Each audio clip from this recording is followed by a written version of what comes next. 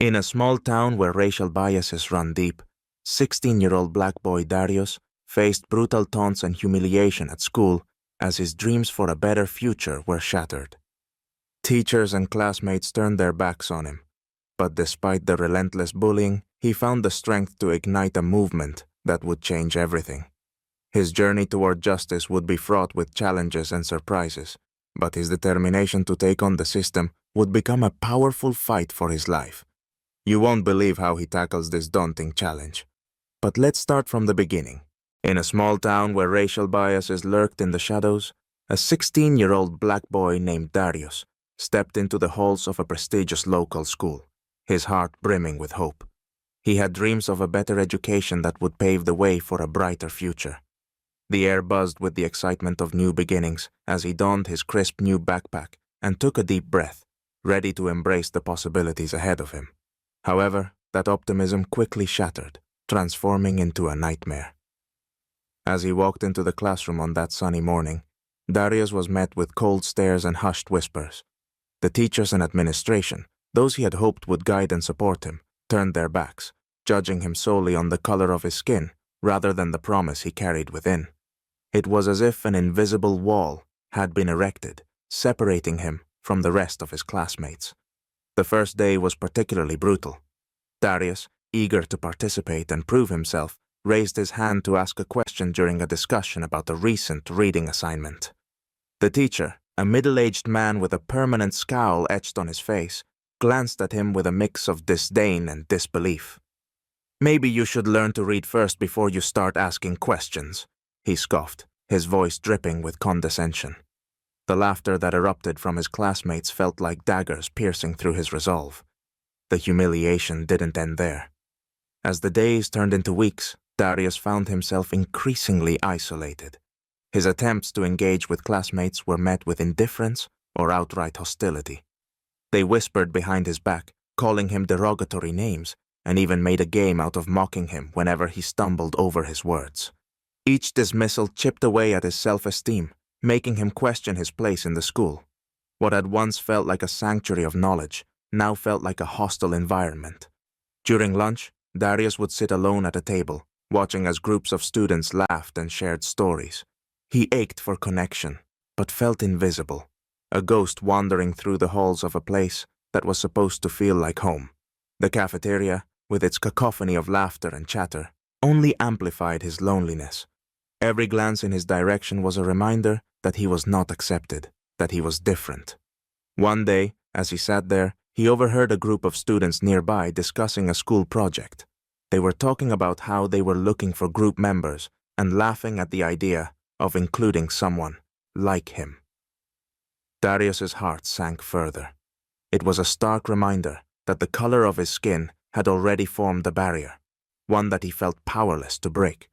It was then that he realized he was not just fighting for a spot in this school. He was fighting against a system that was rigged against him. But deep down, amidst the pain and frustration, a flicker of determination began to spark. Darius knew that he had the capability to rise above their prejudices, to prove them wrong.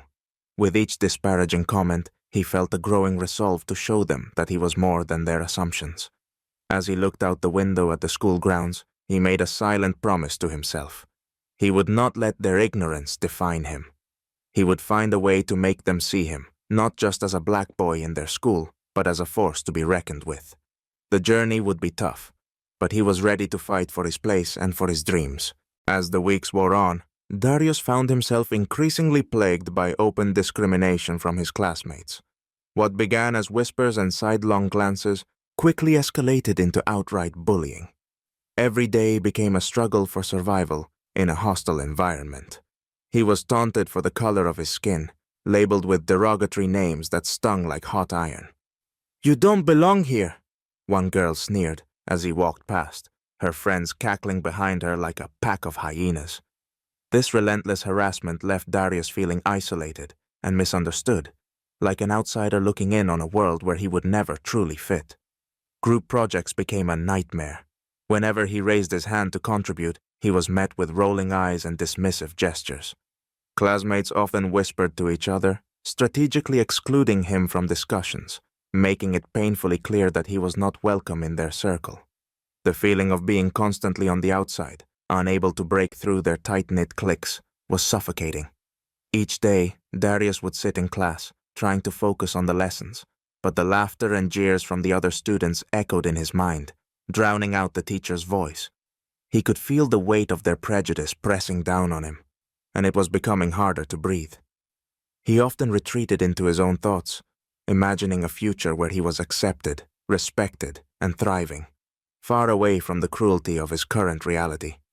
But amid the torment and humiliation, Darius was determined not to give in to despair. He held on tightly to his dreams, knowing that they were the only thing keeping him afloat. In the quiet moments after school, he would often sit with his younger sister, Mia, who looked up to him with admiration. Their mother would remind them both of the strength of their heritage, of the resilience that had carried their family through generations of struggle. Her words became Darius's armor against the attacks he faced daily. "You are worthy," she would tell him, "and your dreams matter. Don't let anyone tell you otherwise." The unwavering support of his family became his guiding light, illuminating the dark path ahead. Whenever the pain of discrimination felt overwhelming, he would talk to his parents about his day, about the taunts and the isolation. They listened intently, never dismissing his feelings. Instead, they empowered him to fight back, to stand tall against the prejudice that sought to crush his spirit. "Fight for your rights, Darius," his father would say. "You have every right to be here and to succeed."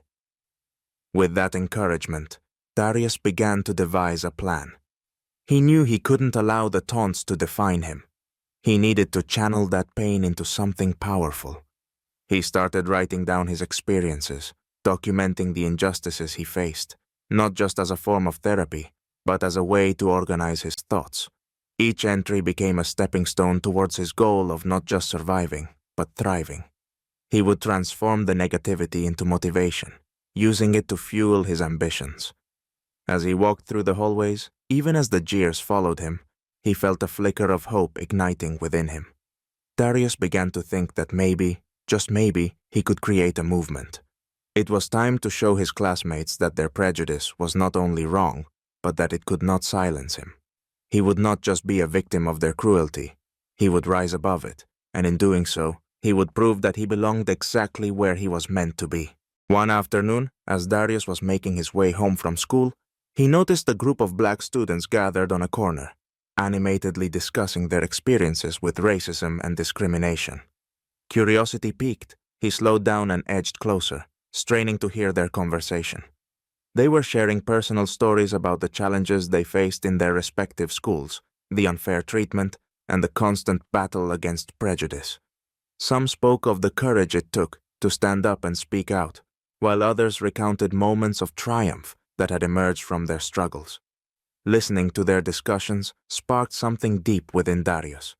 He felt a rush of solidarity and hope. These students were not just surviving, they were thriving, fighting back against the injustices they faced.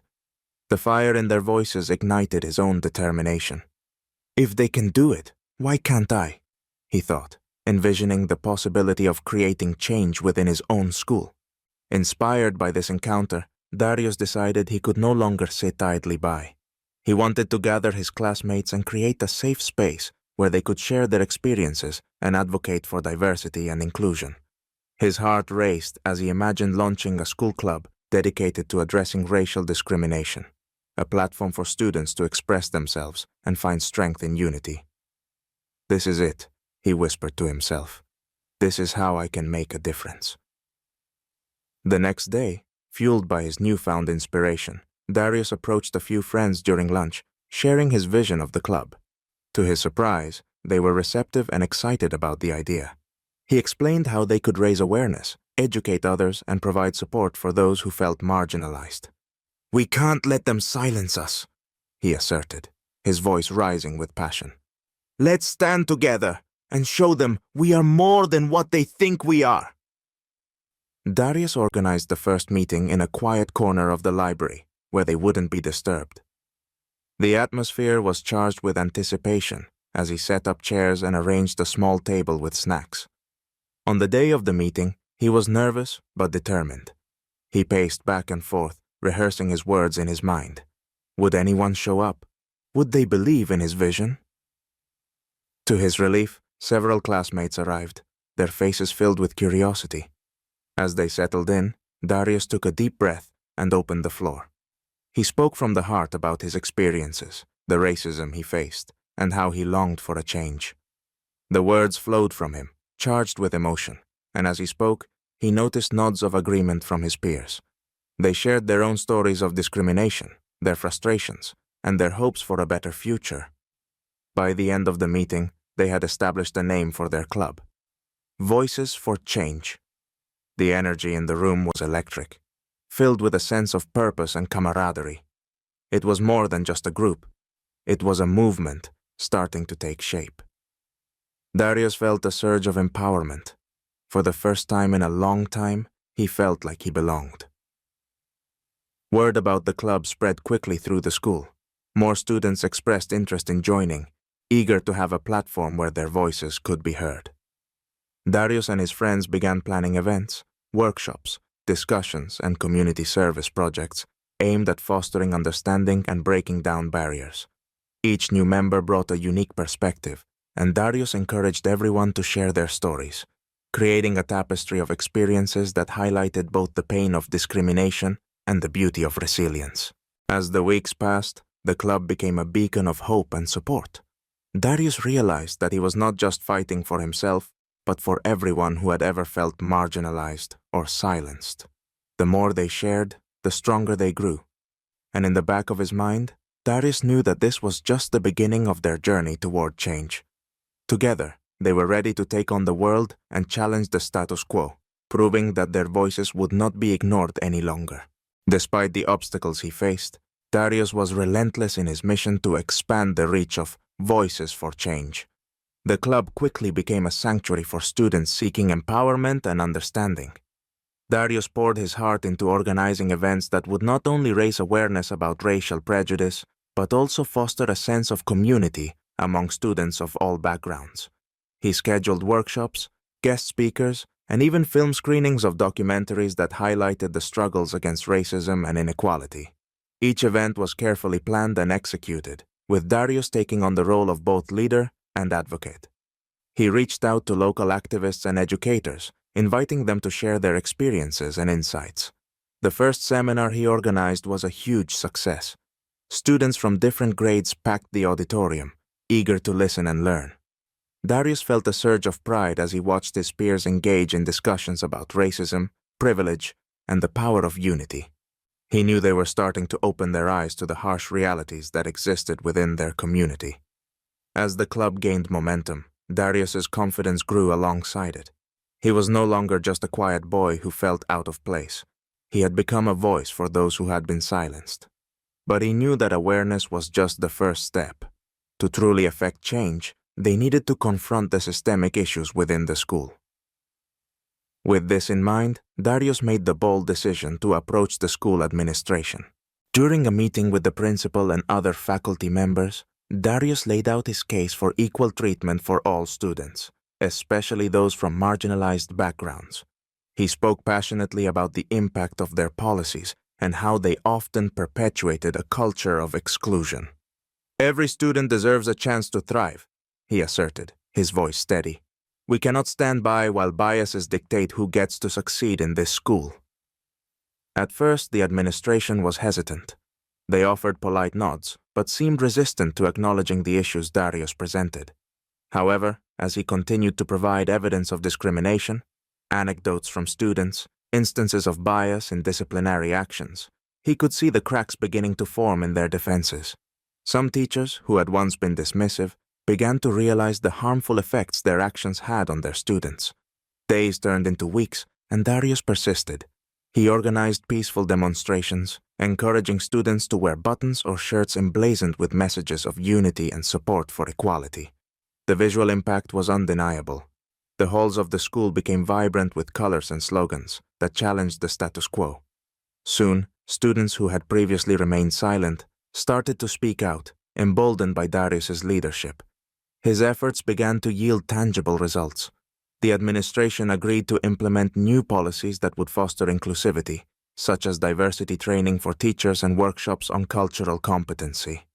Darius felt a wave of relief wash over him, knowing that their hard work was starting to pay off. He was no longer fighting alone. His peers were rallying behind him, and the community began to take notice. As Darius stood at the forefront of this movement, he felt a sense of responsibility wash over him. He wasn't just fighting for his rights, but for the rights of all students who had been marginalized. He became a symbol of change within the school, a beacon of hope that illuminated the path toward a more equitable environment. The conversations had shifted. The culture was beginning to change, and for the first time, Darius truly felt like he was making a difference. With each step forward, he knew that the journey was far from over. There were still battles to be fought and minds to be changed. But as he looked around at the faces of his peers, who now stood alongside him, he felt invigorated. The fight for justice was just beginning, and Darius was ready to lead the charge. Just a year had passed since Darius first stepped into the school, filled with hope and dreams, only to be met with hostility and prejudice. Now, as the president of Voices for Change, he had transformed the club into a thriving force for advocacy, and he was ready to take the next big step. It was time to face the administration head-on and demand the respect and equitable treatment that all students deserved. Darius organized a pivotal meeting with the school's administration, inviting teachers, parents, and fellow students to attend. He worked tirelessly to prepare for this moment, crafting his speech with care, knowing that he needed to convey not only his personal experiences, but also the collective pain of his peers who had faced discrimination. The auditorium buzzed with anticipation as people filed in, taking their seats. Darius felt a mix of nerves and determination, but he was ready to stand up for what was right. When it was his turn to speak, Darius took a deep breath and approached the podium, his heart racing. He scanned the audience, making eye contact with supportive friends and concerned parents. "Thank you for being here today," he began, his voice steady but full of emotion. "We are gathered here not just as students, but as individuals who have felt the weight of prejudice and injustice in this school." He recounted his experiences, detailing the bullying and exclusion he faced since day one. He spoke of the hurtful comments that pierced his heart and the days spent feeling invisible. As he shared these stories, he could see heads nodding in recognition and empathy. His pain resonated with others who had suffered silently, and the atmosphere in the room shifted from skepticism to solidarity. In a powerful moment, Darius called on the administration to recognize the systemic issues that had persisted within the school. "We deserve respect and fair treatment, and I stand here not only for myself, but for everyone who has ever felt marginalized," he declared, his voice rising with passion. "It is time for change. We must create a school environment where diversity is celebrated, and every student feels valued." His words struck a chord, igniting a fire within the audience. There was a palpable energy in the room as students exchanged glances, inspired by Darius's courage to speak out. Parents murmured their support, and some teachers leaned forward, clearly moved by his plea. Darius concluded with a call to action, urging everyone to work together for a better future. "Let us unite to create a school that reflects the values of equality and inclusion that we all deserve." As he stepped away from the podium, a thunderous applause erupted, echoing through the auditorium. Darius felt a rush of exhilaration and relief wash over him. The atmosphere had shifted. The administration could no longer ignore the voices of the students. In the days that followed, the school board convened to discuss Darius's demands.